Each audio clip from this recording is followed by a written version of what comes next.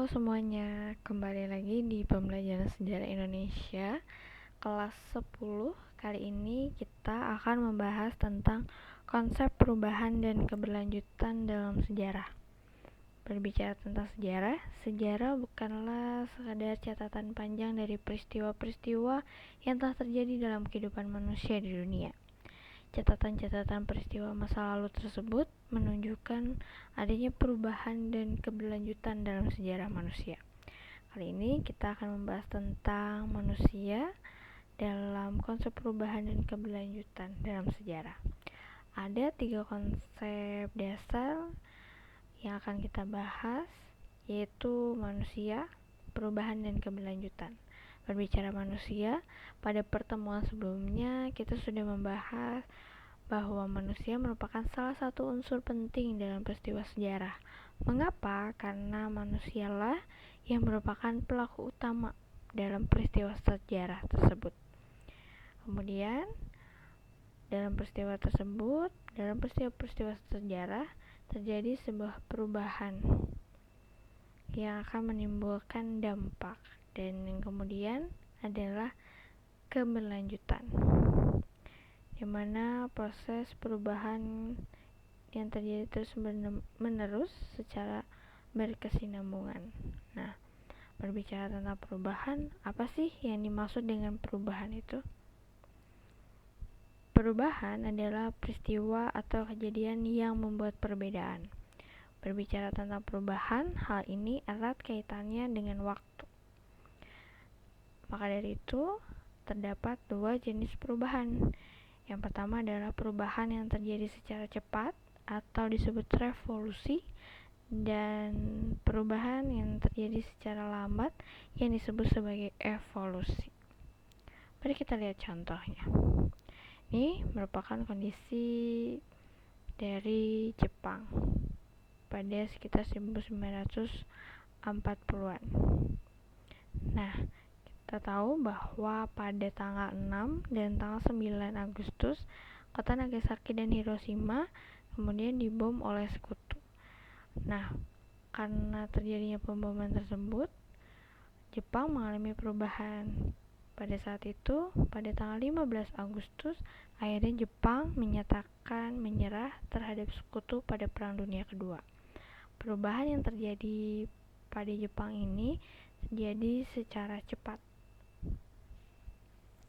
Contoh lainnya kita bisa lihat, ini merupakan gambaran rakyat Indonesia pada masa kerja paksa Romusa pada masa pendudukan Jepang.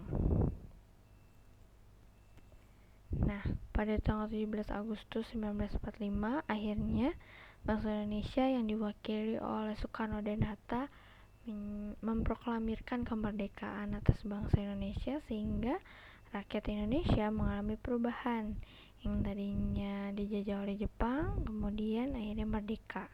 Nah, peristiwa ini merupakan salah satu contoh dari perubahan yang terjadi secara cepat. Dan yang terakhir, ini merupakan gambaran dari rakyat Indonesia pada masa penjajahan Belanda, di mana pada masa itu juga terjadi kerja paksa, di mana kerja paksanya disebut sebagai kerja rodi. Kerja rodi ini tentu sangat menyengsarakan rakyat Indonesia, namun berbeda dengan pemerintah Belanda. Kerja rodi ini ternyata menimbulkan banyak keuntungan bagi pemerintah Belanda. Nah, keuntungan yang telah didapat Belanda ini kemudian menyebabkan Belanda melakukan sebuah kebijakan politik, yaitu bernama politik etis, di mana Belanda melakukan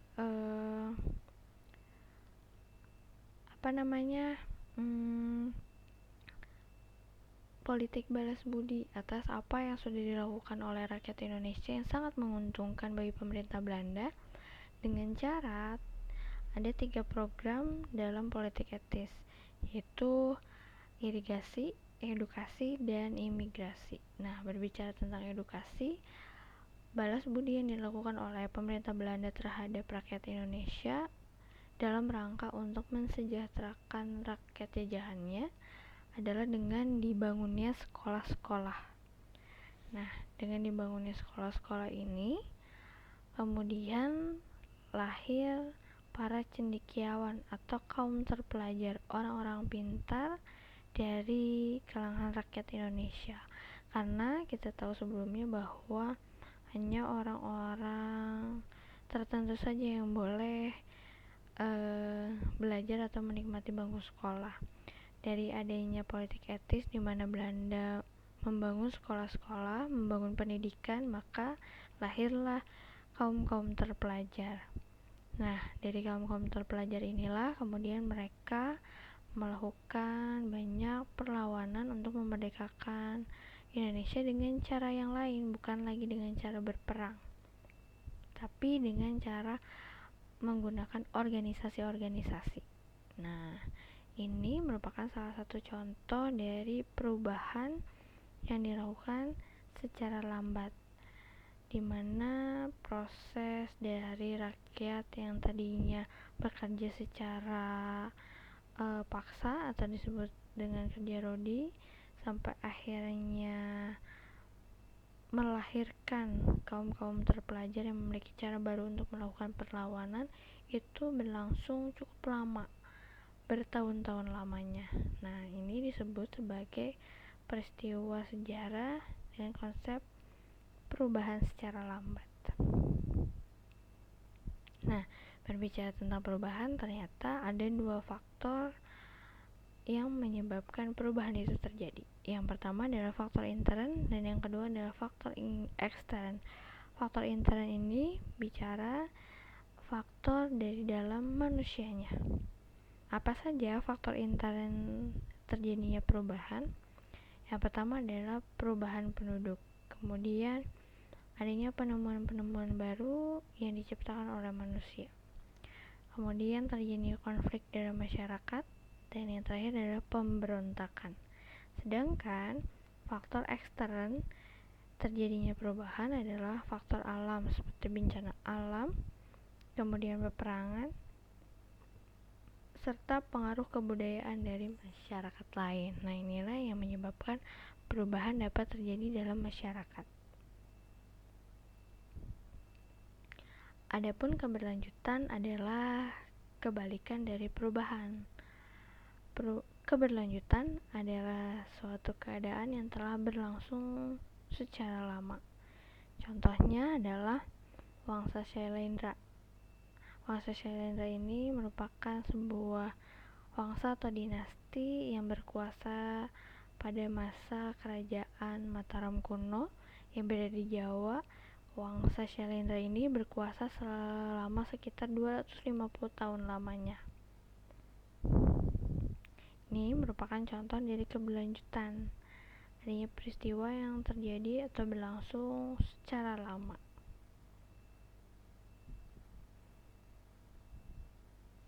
Nah, selain itu, contoh lainnya coba perhatikan. Dari 17 Agustus 1945 hingga hari ini, tahun ini di 2020 yang sebentar lagi juga akan kita peringati di minggu depan pada tanggal 17 Agustus 2020, 75 tahun lamanya rakyat Indonesia telah menikmati yang namanya kemerdekaan, hasil dari perjuangan rakyat Indonesia sendiri. Nah, keadaan Indonesia yang merdeka selama 75 tahun ini merupakan sebuah peristiwa yang berkelanjutan. Artinya keadaan yang berlangsung secara lama. Indonesia dalam keadaan yang merdeka sudah sekitar 75 tahun.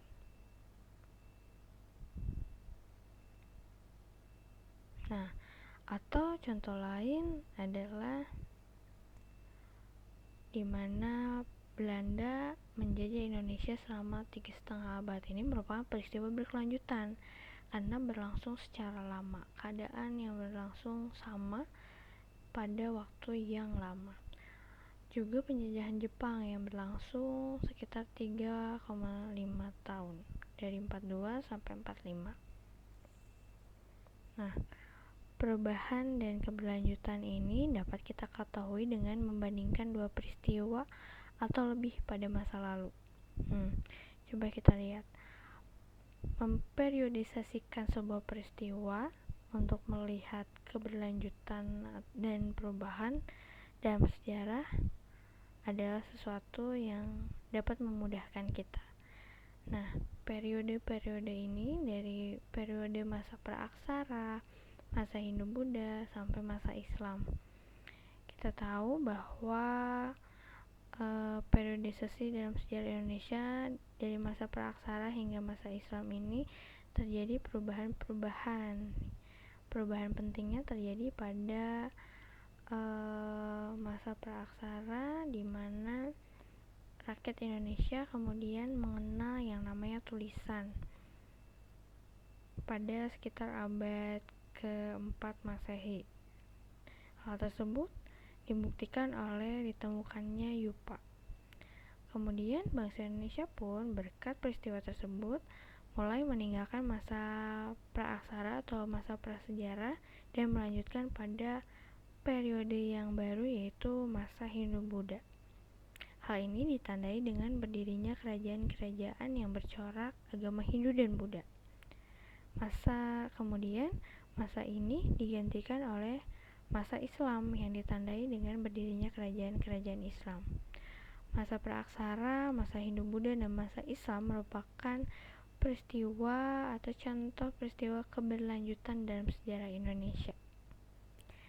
Nah, artinya konsep perubahan dan keberlanjutan dalam sejarah ini, keberlanjutan berlangsung secara garis lurus. Peristiwa yang sama yang terjadi secara lama, dalam waktu yang lama, sampai terjadinya perubahan sehingga berlangsung secara zigzag seperti ini contohnya. Jadi jika keberlanjutan itu bisa kita gambarkan seperti garis lurus. Peristiwanya sama, berlangsung lama, sedangkan perubahan itu terjadi cepat. Tapi peristiwanya ada peristiwa-peristiwa yang kemudian berubah. Nah, itulah tentang konsep perubahan dan keberlanjutan dalam sejarah. Sebelum kita tutup pembelajaran kita kali ini, ada tugas yang harus kalian kerjakan. Tugasnya sangat mudah. Coba dari sekian banyak peristiwa sejarah, berikan satu contoh peristiwa yang menunjukkan adanya perubahan dan contoh peristiwa yang menunjukkan keberlanjutan dalam sejarah. Setelah kamu menemukan contoh dari peristiwa-peristiwa tersebut, kemudian berikan alasannya kenapa peristiwa tersebut bisa dikatakan sebagai contoh peristiwa yang menunjukkan perubahan atau berkelanjutan. Boleh kalian kerjakan dalam bentuk dokumen Word yang kemudian nanti kalian upload di sekolah. Jika ada pertanyaan atau materi yang kurang dipahami, silahkan kalian hubungi ibu di kontak line langsung atau lewat forum diskusi sekolah. Oke, sampai sini saja pembelajaran kita kali ini. Kita lanjutkan pembelajaran kita di minggu depan. Stay safe and healthy, everyone.